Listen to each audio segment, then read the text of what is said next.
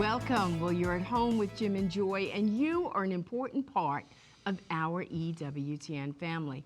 And we are delighted that you have welcomed us into your home. We would love to hear from you. So send us an email with a question or a comment to jimandjoy@ewtn.com. And today our guest is Maria Gallagher. She is a Catholic author and a speaker. She's the legislative director for the Pennsylvania Pro-Life Federation. Did you even know that there was a Pennsylvania Pro-Life Federation? We know it as now. there are in many states. And so today, what we want to do is equip our family in ways that we can respond to defend the culture of life. And on Monday, you know, we had Jor-El, Heartbeat International on, and he was talking about, you know, how the landscape has changed in our country. What is our response? What do we need to do? And we certainly are still in a war for the culture of life. And who are we battling? The culture of death. And so we need to be equipped, we need to be empowered, we need to be informed, we need to pray, and then we need to do something with what we're supposed to, and our response to that. And Maria Gallagher's book addresses all of that. Yes. The title of the book, Mercy's Power, Inspiration to Serve the Gospel of Life. And Maria likes to speak about, I think it's great, she speaks about phase 2 in the pro-life movement since the overturn of Roe versus Wade. What does that mean now? What's the perspective we have now? What's happening at this moment? What do we need to be doing? And her book is just a great hands-on, everyday readable book that deals with Mary as well as Martha. As I said, you know, Mary chose the better portion, Mary, woman of prayer, Martha, woman of action. This book is about prayer, this book is about action, and it's about harnessing God's mercy at this time for our lives, for our families, for our churches, for our nation, for the world, for this pro-life movement. Christ's mercy coming to the people at this hour and this time. We'll be right back. Plenty more to come. Please don't go away.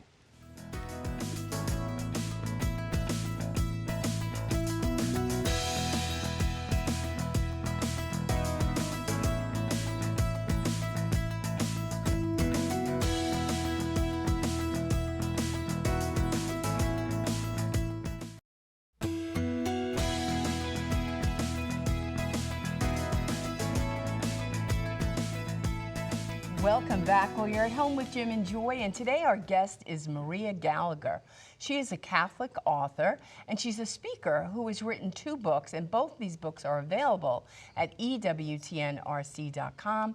Mercy's Power, an inspiration to serve the gospel of life, and Joyful Encounters with Mary, a woman's guide to living the mysteries of the Rosary. And you could go to her website, mariavgallagher.com. Well, Maria, we want to welcome you to At Home, and we're delighted to have you. We want you first to tell our family a little bit about yourself, and then we'll get into this beautiful book on Mercy's Power. Well, thank you so much for having me to begin with. It's an honor to be with both of you today. And I would say that I'm an ordinary person who's been touched with extraordinary grace. I started out life as a journalist, and I worked in the secular media for a long time. And then I felt a calling to the pro-life movement. And I've been with the pro-life movement ever since.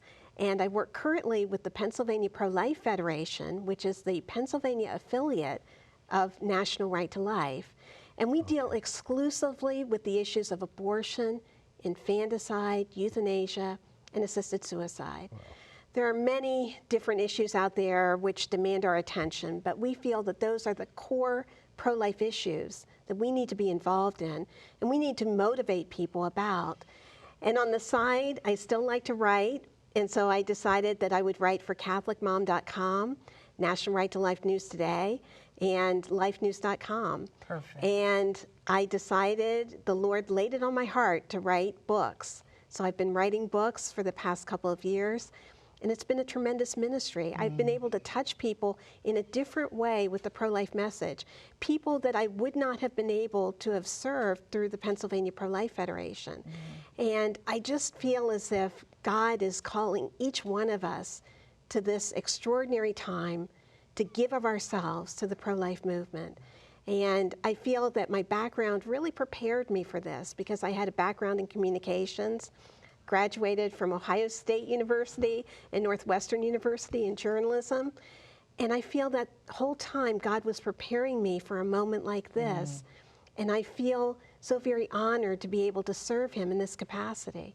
Well, that is so beautiful. And the wonderful thing we know about our good God is when we think we have an idea and a plan as to how we're going to be and do in our career and our life, God says, okay, you've been trained, you've been equipped, and now we're going to turn that, and you're going to use all those gifts and talents to advance my kingdom, right? And so here you are with your skills, being a lobbyist in Pennsylvania, going into really like the devil's den almost, with just with the powers and principalities that be, right? So tell our family why you decided to write this book on mercy's power.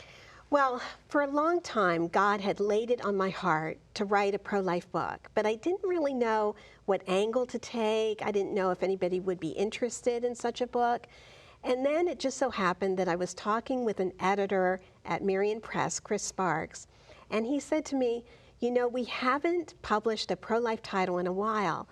And I felt that was my nudge from the Holy Spirit to get moving on this pro-life book. I wrote it in about a couple of months, and when I turned it in, thank heavens we had the overturn of Roe versus Wade. And so I had to readjust it a little bit. I had to edit it. I had to talk about the new reality that we face in phase 2 of the pro-life movement. And I feel that with my editor, we managed to capture that. And I think that this is a book for our time because we live in a tremendously divisive world, a divisive country. And much of the division stems from disagreements on the issues of life. And I think a lot of people are motivated by misinformation and media narratives. I know I was starting out in the news media. When I started out, I didn't know that a baby's heart starts beating 24 days after conception, that brain waves can be detected 43 days after conception, that at 6 weeks after conception, a baby is like a miniature doll with arms and legs and fingers and toes. I did not know that when I was a working journalist. I was reporting on abortion all the time, but I didn't know these basic facts.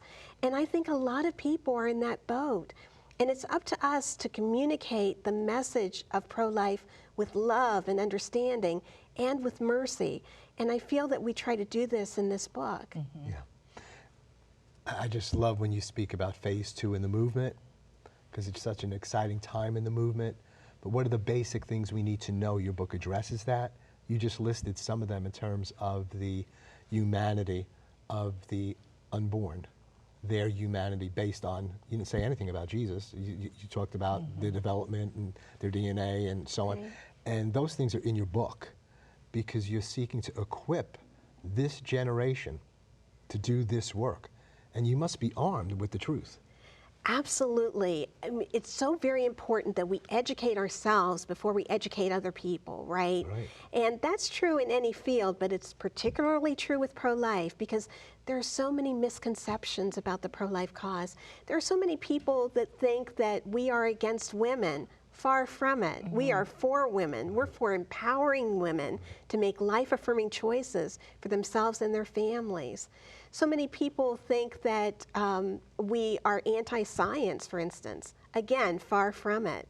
Our movement is based on science. We know when life begins. It's not a big mystery. We know the facts. And we need to share that information with other people in a kind, compassionate manner. Because we have to realize that a lot of people may just be ignorant of the basic facts. Right. Well, so in what you're doing in going before legislators and lobbying, what are you finding? What are some of the big obstacles on the pro-choice side and the pro-life side? Well, I think one of the biggest obstacles that we face today is, unfortunately, a news media which provides these narratives, and the narratives aren't necessarily based in reality. And they want to portray pro-lifers in a certain light, which is a false light. And we need to let people know that we are for both the mother and the child. In fact, we're for the whole family. We're for the fathers too. And when people realize what it is that we're fighting for, they're more likely to come to our side. And I think one of the basic challenges that we face in the state legislature, for instance, is just in arming the legislators with the truth that they need to tell their constituents. They often get wrapped up in word salads, let's say, and they don't know how to articulate the message properly. So that's a big stumbling block for a lot of people.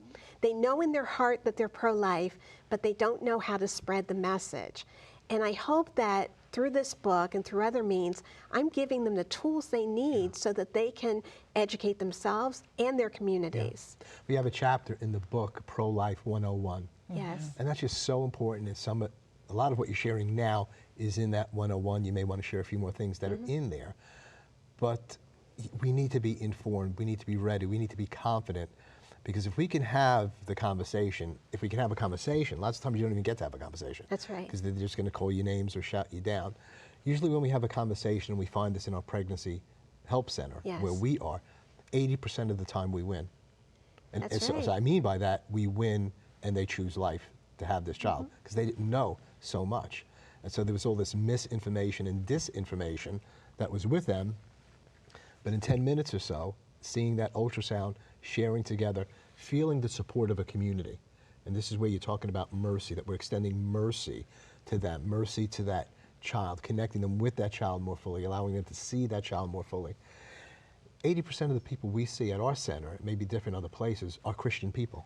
And so many of them have committed a sin, of fornicating, or maybe they're even married and thinking about aborting their child. So once they get in that environment, they're filled with guilt and shame. We have to apply mercy to that too.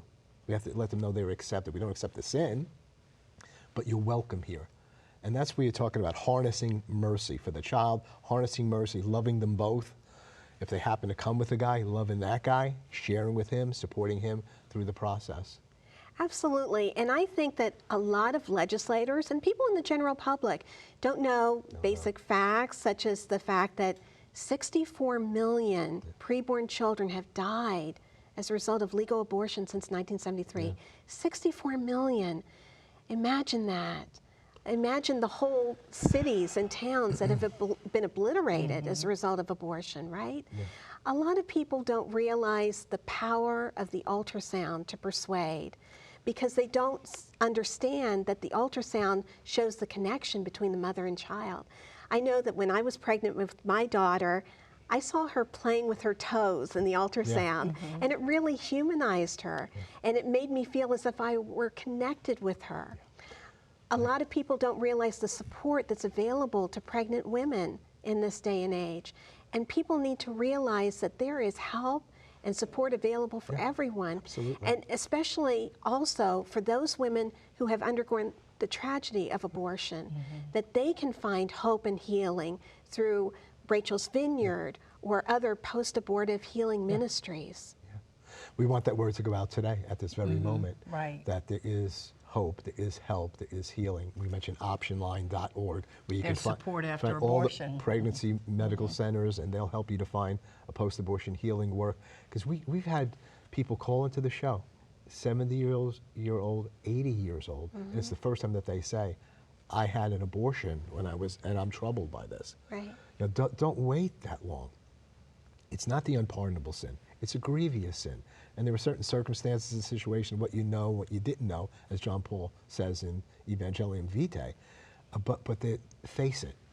Face it, and face it with people who are going to love you, have the resources that you need to come through on this. So yeah, we can't, you're really committed to building a new culture, a whole new culture of life. And you're saying, these are the things it's going to take to do that. Speak to us a little bit more about mercy, because mercy's been very big in your own life. From reading your story, you grew up in a godly family, pro-life people, and yet somehow, some way, it didn't stick as well as it should have. You went to Catholic schools. There was the expectation from your parents you were going to be trained properly in morals and ethics and doctrine. That really didn't happen at that time, and you gradually kind of slipped away. But you experienced God's mercy. You experienced a heart conversion. Tell us a little bit more about that. I have experienced God's mercy in a profound way. When I started in my journalism career, I basically feel as if I was indoctrinated. Yeah. A lot of the language that journalists use is unfortunately dehumanizing, especially to the preborn child. And the more that I worked in journalism, the more I was influenced by that dehumanizing language. Yeah. And for instance, the abortion industry has its own Bible, which is called the Associated Press Style Book, and it tells you the words you can use and the words you can't use regarding abortion. Wow. And for instance, we were not permitted to use the term pro-life. Yeah. So Anti-abortionist. that's absolutely true. So how can you adequately explain the issue if you can't even use the right terminology? So fortunately, I had a conversion of heart. I went on a parish retreat, and I went to confession for the first time in a long time, many, many years. And during that confession, my heart was changed. And I met somebody who offered me pro-life materials to read. And these opened my eyes to the truth. And the more I read and the more I prayed, the more I became convicted. I had to do something. So I started out small. I went on rosary processions to a local abortion facility. I then became the moderator of a pro-life group at my parish. And then eventually I came to work full-time in the pro-life movement. And when I did that, I basically left broadcasting behind. But it's amazing how God restores things and renews things, because now I'm on the radio, I think more than ever, with podcasts and with other programs. So God showed mercy to me, and I feel like I want to show that mercy to other people. And I feel as if there are a lot of people caught up in this culture of death, and they don't know what hit them. And I want to say to them, look, there is a better way. There's a path of hope and healing available to you. You just have to trust in God, educate yourself, and be open to it. Right. Well, and for the beautiful mercy that you received, that's the mercy that you want to convey. And that we don't, and as pro-life people, and as people in the culture of life, we need to be full of mercy ourselves. That's right. We need to be people that are full of love and hope, because there was so much verbal engineering going on, and the lies, and they just kept telling the lies, till the whole culture believed the lies, that abortion was going to solve this problem for this woman, and abortion was good for our country, and all the lies that they tell. Same with birth control, and the same thing that you experience on the other ends of life with euthanasia, and that this is merciful. This is the most merciful thing that we could do, right? And so you're saying we as a people of God need to be empowered with God's mercy, so that we don't come off judgmental or critical, and that we say there is hope and there is healing and there is restoration. You can be restored, and we have to believe that first as a people of God, and then we have to share that well with others. When you said this is the merciful thing to do, and you're involved with euthanasia, assisted suicide, confronting this, they're still in our language. Okay, so let's speak a little bit more. We only have a minute or two before the break, and we're going to hold you over. Okay. But how could they use that term mercy about euthanizing people, or assisted suicide, or aborting? They use that term. Share with us just a little bit more what mercy is, who mercy is, how mercy truly functions. It doesn't function like that. No, it doesn't. Taking people's lives. No, it doesn't. Mercy is basically love in action. Love in action. Love in action. It's what we learned from Mother Teresa, for instance. In the book, I talk about different spiritual mentors that we've had, and Mother Teresa was first among them. And what did she teach us? She taught us to reach out to people with love and compassion, not to judge them, but to serve them. Not to ask them, what's your religion? Where do you come from? None of that. We just need to love the person before us. And I think that that is the key to mercy. And unfortunately, our culture has distorted the whole concept of mercy. And we need to recognize that the God of mercy is also the God of life. And when we promote life, we are engaging in a merciful action. It does no good to take the life of an innocent person, whether it is at the beginning of life or at the twilight of life. Beautifully Well, said. and mercy was so well explained to us when Jesus was on the cross. Yes. And how he said from the cross, Father, forgive them, for they know not what they do. And then we as a people of God and a people of life need to say, there for the grace of God go I. I must be one that gives mercy and gives it abundantly. We're going to have to take a break at this point. I'm so glad you're going to hang with us into the next segment. So we have a few more minutes to talk, speaking with Maria Gallagher. She's written an incredible book, Mercy's Power, Inspiration to Serve the Gospel of Life. It's a book for this very time, phase 2 of the pro-life movement. You need to get it for yourself personally, for your family, and to be encouraged in the movement. We'll be right back. Plenty more to come. Please don't go away.